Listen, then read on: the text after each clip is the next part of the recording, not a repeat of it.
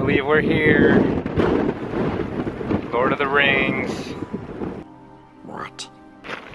So we've done 3 separate trails today. This is the last one for today.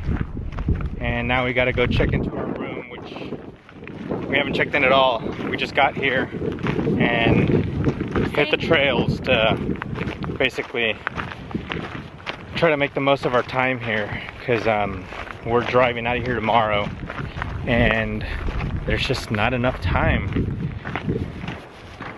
What were you saying, Whitey? Oh, we're staying at Mount Cook Lodge and we're staying in a dorm room, has 4 beds. So it's us 2 and we'll probably be in a room with 2 other strangers. So hopefully they're nice.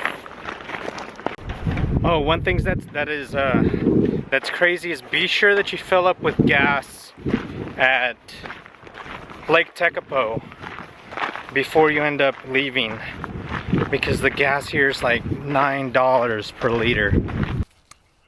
Not listening. I'm not listening. Which is ridiculous, and there's only one place, so you don't have any options at all. It's ridiculous. So we'll probably just get like 1 or 2 liters just to get us to the next place, and then we'll be able to get fuel somewhere else where hopefully it's cheaper. Man, look at the light that's coming down from that mountain. The light beam. It is so gorgeous. I've never seen anything like that. These bridges are so wonky. Okay, go. Wonky, wonky, wonky.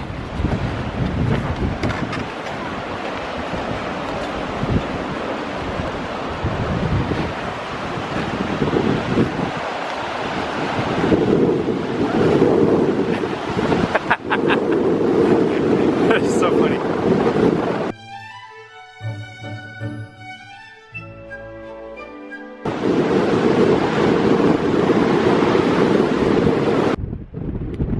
Hooker Lake, and you'll see back here in the mountains, you'll see quite a bit of waterfalls that are falling from the melting glaciers, which is pretty impressive. There's also quite a bit of icebergs or glacier chunks that have broken off right there. Some down here. People are walking around in shorts and short sleeve shirts, and my ears are hurting because it's so cold. I don't know how these Kiwis do it. I just can't get over these mountains, and the light that is being cast here is just gorgeous. It just has this glow. You can kind of see how blue the ice is on those glaciers.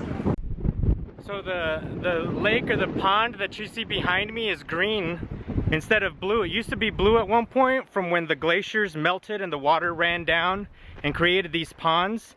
But since they've been sitting without glacier waters feeding them, it's now green because of the rainwater that now feeds them instead of glacier water, correct? Yes. I would have preferred for it to be blue, but I guess green will have to do. And I just rhymed. That's my Dr. Seuss line for the day. We made it to the top of Tasman Glacier, and well, the glacier's over there, the lake is down there. So windy. It's super windy. Yeah, it's a glacier.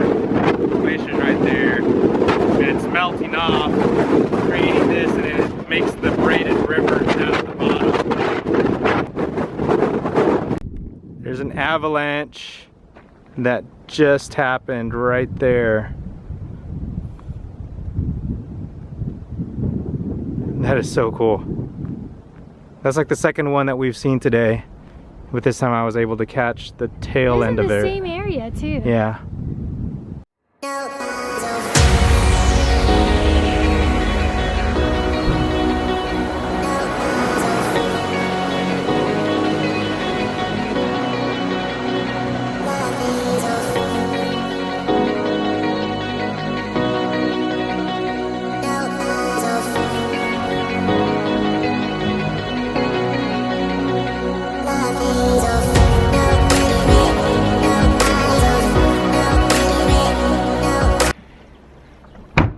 So this has by far probably been the worst experience with fuel at the Hermitage here in New Zealand at Cook's Peak or Cook's Mountain, whatever.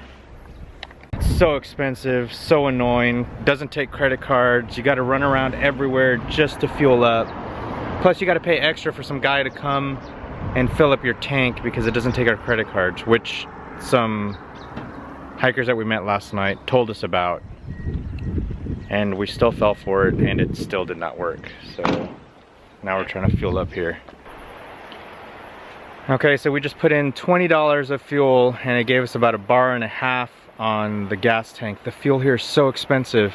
We're driving to Queenstown and there they told us, of course, it's a lot less, but just because this area is so remote out here in Cook National Reserve Park that the fuel is just so expensive, as is the food. It's really pricey.